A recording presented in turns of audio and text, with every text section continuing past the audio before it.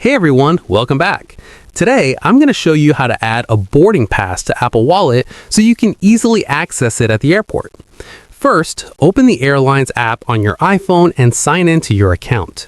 Most airlines allow you to check in for your flight about 24 hours before departure. If you book directly with the airline, your trip may already appear in the app.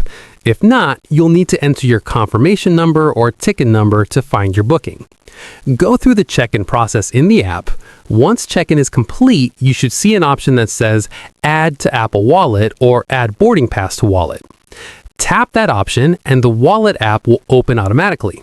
Review the boarding pass details to make sure everything looks correct, then tap Add in the top right corner. If you're traveling with multiple flights or passengers, check Wallet afterward to see if all boarding passes were added.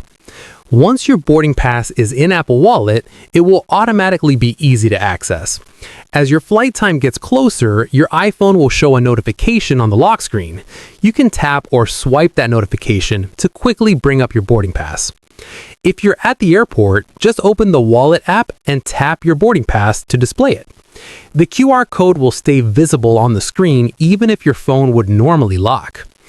If you use an Apple Watch, the boarding pass will also appear in the Wallet app on your watch. Open Wallet on the watch, tap the boarding pass, and scroll down to show the QR code when needed. The screen stays on while Wallet is open, which makes it easy to use at security or boarding. And that's it. That's how you add and use a boarding pass in Apple Wallet.